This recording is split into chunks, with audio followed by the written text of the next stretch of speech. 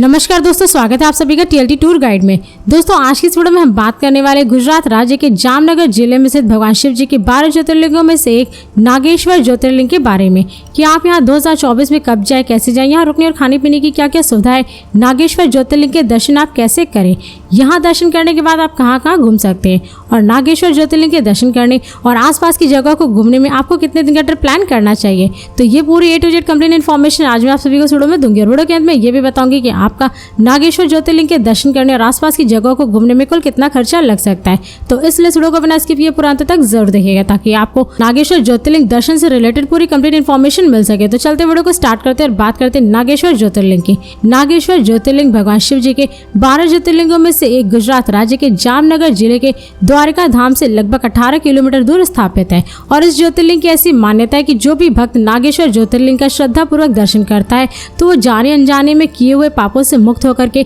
दिव्य शिवलोक में स्थान पाता है। और भगवान शिव जी के 12 ज्योतिर्लिंगों में से एक यह ज्योतिर्लिंग 10वें स्थान पर आता है, जिससे कि इस ज्योतिर्लिंग की महिमा अभूतपूर्व है क्योंकि यहाँ भगवान श्री द्वारकाधीश भगवान शिव का रुद्र अभिषेक करते हैं और स्वर्गीय श्री गुलशन कुमार जी ने नागेश्वर के वर्तमान मंदिर का पुनः निर्माण करवाया था, पर उनकी हत्या हो जाने के कारण इस मंदिर का पूर्ण कार्य उनके परिवार द्वारा किया गया था, जिससे कि यह ज्योतिर्लिंग अपने समृद्ध इतिहास, सुंदर वास्तुकला और दिव्य अनुभव चाहने वाले लोगों के लिए योग्य स्थान है। हिंदू पौराणिक कथाओं के अनुसार ऐसा माना जाता है कि भगवान शिव अपने भक्तों को बुरी ताकतों से बचाने के लिए यहाँ सांपों के भगवान नागेश्वर के रूप में प्रकट हुए थे और मंदिर की जड़ें दारुका नामक राक्षस की पौराणिक कहानी से जुड़ी है, जिसे इस स्थान पर भगवान शिव जी ने हराया था। दोस्तों अब बात करें कि आप नागेश्वर ज्योतिर्लिंग के दर्शन करने कब जाएं। वैसे तो ये एक ऐसा मंदिर है जहां पर आप दर्शन करने के लिए कभी भी किसी भी समय जा सकते हैं, लेकिन यहां पर जाने का सबसे सही समय अक्टूबर से मार्च तक के महीनों का माना जाता है क्योंकि इन महीनों के दौरान यहाँ का मौसम काफी ज्यादा सुखद और सुहावना होता है, जिससे कि नागेश्वर ज्योतिर्लिंग के दर्शन करने और आसपास की जगहों को घूमने में कोई भी परेशानी नहीं होती। और साथ ही इन महीनों के दौरान यहाँ पर कई सारे त्योहार भी होते हैं जो कि यहाँ पर बहुत ही धूमधाम से मनाए जाते हैं, जिनमें खासकर महाशिवरात्रि का पर्व और दोस्तों यहाँ सावन माह में भी काफी ज्यादा श्रद्धालु भगवान शिव जी के ज्योतिर्लिंग के दर्शन करने और जलाभिषेक करने के लिए बहुत दूर दूर से आते हैं। मगर ये आपके ऊपर डिपेंड करता है कि आप नागेश्वर ज्योतिर्लिंग के दर्शन करने के लिए कौन से महीने को चुनते हैं। दोस्तों अब बात करें कि आप नागेश्वर ज्योतिर्लिंग के दर्शन करने कैसे पहुंचे। वैसे तो ये एक ऐसा मंदिर है जहाँ पर आप बाई ट्रेन, बाई प्लेन और बाई बस बहुत ही आसानी से पहुंच सकते हैं। दोस्तों यदि आप नागेश्वर ज्योतिर्लिंग मंदिर बाई ट्रेन जा रहे हैं तो यहाँ का निकटतम railway station Dwarka railway station है, जो कि देश के विभिन्न शहरों के रेलवे स्टेशनों से रेल मार्ग द्वारा काफी अच्छी तरीके से जुड़ा हुआ है, जिससे कि आप वाराणसी, दिल्ली, मुंबई, अहमदाबाद, चंडीगढ़, कोलकाता, चेन्नई और बेंगलोर आदि जैसे शहरों के रेलवे स्टेशनों से आप ट्रेन पकड़ के डायरेक्ट द्वारका रेलवे स्टेशन तक पहुंच सकते हैं।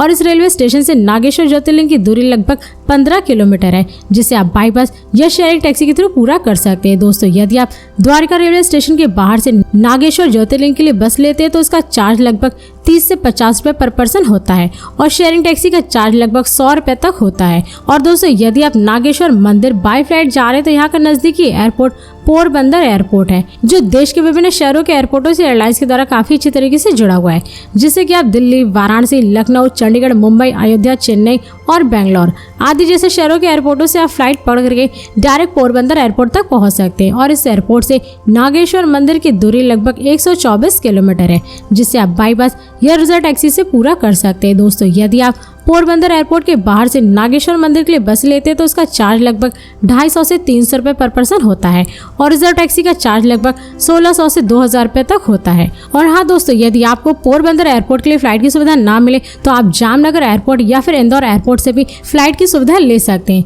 क्योंकि यह एयरपोर्ट भी देश के विभिन्न शहरों के एयरपोर्टों से एयरलाइंस के द्वारा काफी अच्छी तरीके से जुड़ा हुआ है। और दोस्तों यदि आप नागेश्वर मंदिर बाई बस जाना चाहते हैं तो इस मंदिर के लिए आपको डायरेक्ट बस दिल्ली, मुंबई, इंदौर, राजकोट, अहमदाबाद, द्वारका और गुजरात राज्य के विभिन्न शहरों से आपको बस की सुविधा मिल जाएगी, जिससे कि आप इन शहरों से बस पकड़ करके डायरेक्ट नागेश्वर मंदिर तक पहुंच सकते हैं। इसके अलावा यदि आप नागेश्वर मंदिर अपने निजी वाहन, कार या बाइक से जाना चाहते हैं तो आप यहां पर बहुत ही आसानी से पहुंच सकते हैं, क्योंकि गुजरात राज्य में स्थित नागेश्वर मंदिर की सड़कें देश के विभिन्न शहरों से सड़क मार्ग द्वारा काफी अच्छी तरीके से जुड़ी हुई है। और साथ ही यहाँ की सड़कों पर आपको जगह जगह पर कई सारे प्राइवेट होटल, रेस्टोरेंट और पेट्रोल पंप वाले देखने को मिल जाएंगे, जिससे कि आप अपनी निजी वाहन द्वारा रास्ते में जगह जगह पर खाते पीते मौज मस्ती करते हुए हसीन वादियों को देखते हुए नागेश्वर मंदिर तक पहुंच सकते हैं। दोस्तों अब बात करें कि आप नागेश्वर मंदिर पहुंचने के बाद अपना स्टे कहाँ बनाएं। वैसे तो यहाँ पर स्टे करने के लिए आपको मंदिर के आसपास कई सारे धर्मशाला और प्राइवेट होटल देखने को मिल जाएंगे, जिन्हें आप बुक करके स्टे कर सकते हैं। दोस्तों यदि आप यहाँ पे स्टे करने के लिए धर्मशाला लेते हैं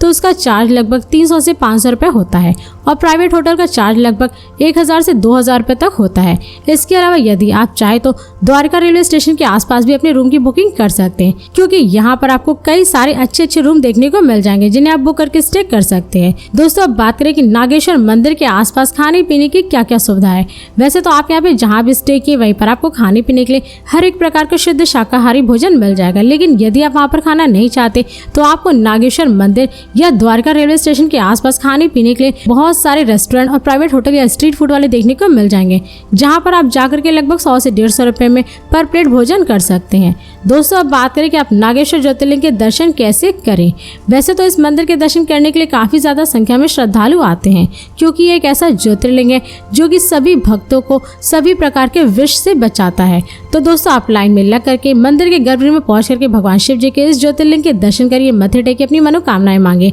और यहाँ का लिंगम 3 मुखों वाला एक अंडाकार रुद्राक्ष है, जिसे भगवान शिव जी का आंसू कहा जाता है। तो दोस्तों यहाँ पर दर्शन करने के बाद आप छोटे बड़े मंदिरों और मूर्तियों के दर्शन करिए और इन सभी के दर्शन करने के बाद आप निकल जाए नागेश्वर के और भी दार्शनिक स्थलों पर, जिनमें कि आप सभी जा सकते हैं। सबसे पहले द्वारिकाधीश मंदिर के दर्शन के लिए भारत के महान सनातन संत गुरु आदि शंकराचार्य द्वारा निर्मित द्वारिकाधीश मंदिर भगवान श्री कृष्ण जी को समर्पित 4 धामों में से एक है और ग्रेनाइट और चूना पत्थर से बना यह प्राचीन मंदिर नागरा वास्तु शैली का अद्भुत अकल्पनीय उदाहरण है और लगभग 38 मीटर ऊंचा 5 मंजिला यह मंदिर लगभग 60 नक्काशीदार खंभों से निर्मित है, जहां पर प्रवेश द्वार मुख्यतः 2 हैं, पहला स्वर्ग द्वार और दूसरा मोक्ष द्वार। और हाँ दोस्तों, यदि आप द्वारिकाधीश मंदिर से रिलेटेड और भी अधिक इन्फॉर्मेशन चाहते हैं तो मैंने ऑलरेडी इस पर फुल वीडियो बना रखा है, जिसका लिंक आप सभी को मेरे वीडियो के डिस्क्रिप्शन में मिल जाएगा, जिसकी मदद से आप वीडियो को देख करके द्वारिकाधीश मंदिर की यात्रा काफी आसानी से कर सकते हैं। इसके साथ ही साथ आप यहाँ सुदामा सेतु को भी घूम सकते हैं। द्वारिकाधीश मंदिर के पास में गोमती नदी पर स्थित सुदामा सेतु एकदम ऋषिकेश के राम लक्ष्मण झूला की तरह काफी ज्यादा प्रसिद्ध है और यहाँ घूमने के लिए लगभग 10 से 20 रुपए का टिकट भी लगता है। और सुदामा सेतु को पार करने के बाद आप पंचतीर्थ को भी घूम सकते हैं, क्योंकि पंचतीर्थ में 5 पांडवों के नाम से अलग अलग कुंड बने हुए हैं और सभी कुंडों का भ्रमण करने के बाद आप लक्ष्मी नारायण मंदिर के भी दर्शन जरूर करें। और साथ ही यहीं पर थोड़ा सा आगे एक पेड़ के नीचे दुर्वासा ऋषि के भी दर्शन करने को मिलते हैं। इसी के साथ ही साथ आप यहाँ रुक्मणी देवी के भी दर्शन कर सकते हैं। भगवान श्री कृष्ण जी की पहली पत्नी देवी रुक्मणी जी को समर्पित यह मंदिर द्वारिकाधीश मंदिर से थोड़ी ही दूरी पर स्थित है। पौराणिक कथाओं के अनुसार ऐसा कहा जाता है कि यह मंदिर द्वारिकाधीश मंदिर से इसलिए दूर है क्योंकि दुर्वासा ऋषि ने देवी रुक्मणी को श्राप दिया था, जिसके कारण आज भी यह मंदिर भगवान श्री कृष्ण जी के मंदिर से दूर ही है और इन्हीं के दर्शन करने के लिए श्रद्धालु यहाँ पर काफी ज्यादा संख्या में आते हैं। इसी के साथ ही साथ आप यहाँ भड़केश्वर महादेव के भी दर्शन कर सकते हैं। समुद्र तट पर स्थित यह मंदिर द्वारिकाधीश मंदिर से लगभग 2 किलोमीटर की दूरी पर स्थित भगवान शिव जी को समर्पित है और समुद्र की लहरें इस मंदिर परिसर को हमेशा छूती नजर आती हैं, लेकिन मानसून के दौरान यह मंदिर समुद्र में डूब जाता है। दोस्तों ऐसे और भी कई सारी जगह नागेश्वर मंदिर के आसपास जहां पर आप सभी घूम सकते हैं, जैसे गोपी तालाब, द्वारका बीच, मकर ध्वज हनुमान मंदिर, सिद्धेश्वर महादेव मंदिर, गोमती घाट, भेट द्वारका आदि जैसे नागेश्वर मंदिर के आसपास घूमने की जगह है जहां पर आप सभी घूम सकते हैं। और दोस्तों इन सभी प्लेसेस को घूमने के बाद यदि आपके पास समय बचता है तो आप नागेश्वर मंदिर से लगभग 246 किलोमीटर दूर निकल जाए सोमनाथ ज्योतिर्लिंग के दर्शन के लिए, क्योंकि अधिकतर टूरिस्ट नागेश्वर ज्योतिर्लिंग के दर्शन करने के बाद सोमनाथ ज्योतिर्लिंग के भी दर्शन जरूर करते हैं। और दोस्तों यदि आप सोमनाथ ज्योतिर्लिंग यात्रा से रिलेटेड और भी अधिक इन्फॉर्मेशन चाहते हैं तो मैंने ऑलरेडी इसके ऊपर फुल वीडियो बना रखा है, जिसका लिंक आप सभी को मेरे वीडियो के डिस्क्रिप्शन में मिल जाएगा, जिसकी मदद से आप वीडियो को देख करके सोमनाथ ज्योतिर्लिंग की यात्रा काफी अच्छे तरीके से कर लेंगे। दोस्तों अब बात करें कि आपका